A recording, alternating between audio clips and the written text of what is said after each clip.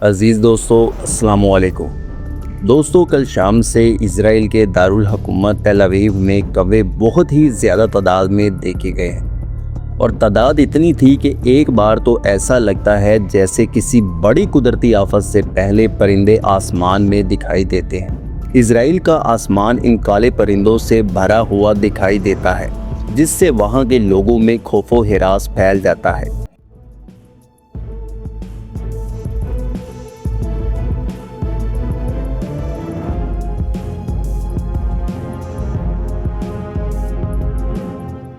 अभी तक इसकी कोई वाज़िया वजह सामने नहीं आई, लेकिन कुछ रिपोर्ट सामने आए हैं। इन रिपोर्ट्स में कुछ यहूदी रहनुमाओं का ख्याल है कि डूम्सडे यानी ये क़यामत के दिन की निशानी हो सकती है और इज़राइल के लिए ये कोई बुरी आसमानी निशानी है। अब यहाँ पर एक सवाल उठता है कि है तो ये परिंदे, तो लोग इसे बुरा शगुन क्यों समझ रहे हैं?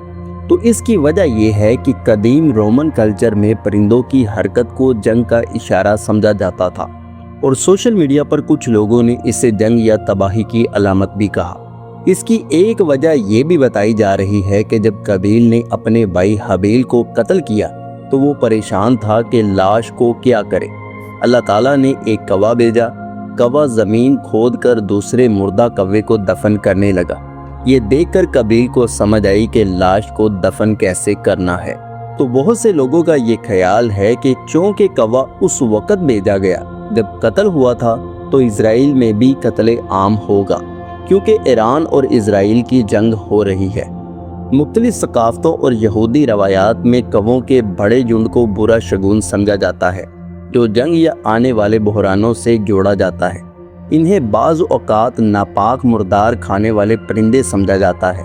अगर इसके दुनियावी पहलू की तरफ देखा जाए तो परिंदों के माहिरीन और दीगर माहिरीन वजाहत करते हैं कि तल अबीब जैसे शहरी इलाकों के ऊपर हज़ारों कौवों का जमा होना दरअसल बहार के मौसम में होने वाली बड़ी नकल मकानी या मौसमी तौर पर इकट्ठा होकर रात गुजारने के एक कुदरती अमल का हिस्सा है।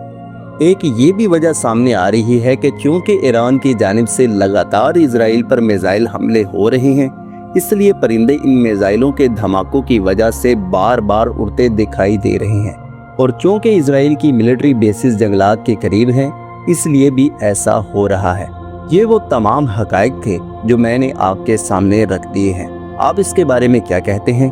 अपनी कीमती राय का इजहार लाजमी कीजिएगा। वीडियो पसंद आए तो वीडियो को लाइक कीजिएगा, चैनल को सब्सक्राइब करना मत भूलिएगा। अल्लाह हाफिज़, अल्लाह निगहबान।